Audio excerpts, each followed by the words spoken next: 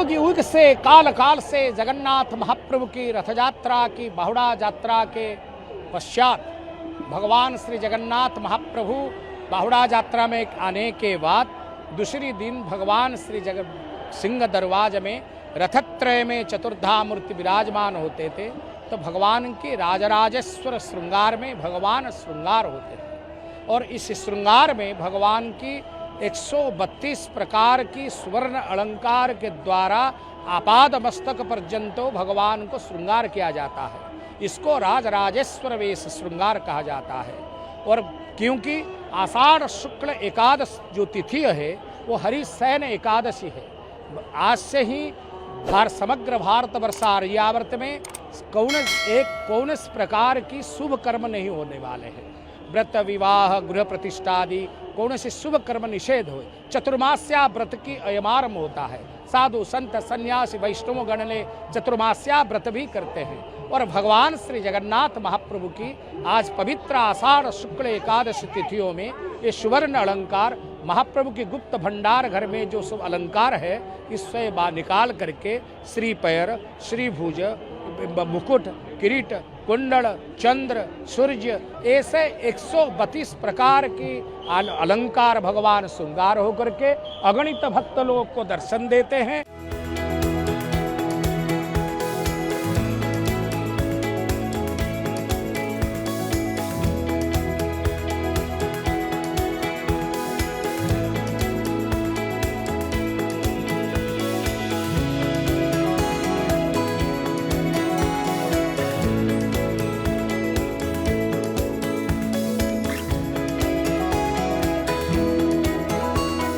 महाप्रभु का इस जो सोने का अलंकार का दर्शन है ये एक भव्य दर्शन होता है जो रथ रूट पे ही मिलता है। रथ के ऊपर भगवान जब बैठते हैं तो तभी ये दर्शन होता है।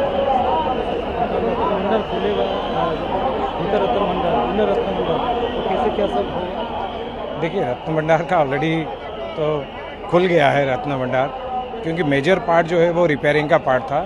क्योंकि रिपेयरिंग पार्ट जो स्ट्रक्चरल प्रॉब्लम था जिसको लेकर हमने भी लेटर्स दिया था जो लास्ट ईयर, क्योंकि मेजर ये था कि 2018 के रिपोर्ट में ये क्लियर था कि मंदिर के अंदर जो रत्न भंडार है उसमें काफ़ी जगह पे सीपेज है और कुछ जगह पे पत्थर गिरा हुआ है, ये सब प्रॉब्लम्स है। तो सरकार ने इसको एक स्ट्रांगली डिसीजन लिया है कि रत्न भंडार खुल के इमीडिएटली रिपेयरिंग किया जाएगा। जो उसके लिए जो SOP बनाया गया है वो SOP के हिसाब से कल फिर जो सामान है उसको शिफ्ट किया जाएगा और इमीडिएटली ASI को दिया जाएगा रिपेयरिंग करने के लिए।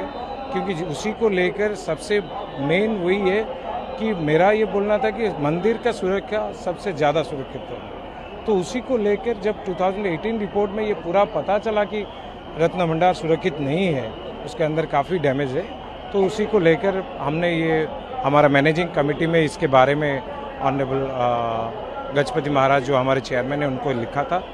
और उसके बाद सरकार की तरफ से ये भी पूरा क्लियर किया गया था कि रथ यात्रा के समय पे हम जरूर खोलेंगे। जो प्रेजेंट गवर्नमेंट है, मैं धन्यवाद दूंगा ऑनरेबल CM मोहन चरण मांझी और honourable prime minister Narendra Modi ji जो बोले थे कि हम जरूर रत्न भंडार खोलेंगे, उसका मरामती का काम होगा और वो होने जा रहा है। ऑलरेडी रत्न भंडार खुल गया है और कल सामान शिफ्ट हो जाएगा, उसके बाद रिपेयरिंग का काम होगा जो सबसे इम्पोर्टेंट है। क्योंकि हर कोई भक्त का एक ही सबसे ज़्यादा ये था कि रिपेयरिंग का पार्ट, और रिपेयरिंग का पार्ट जल्दी से जल्दी ASI शुरू कर देंगे।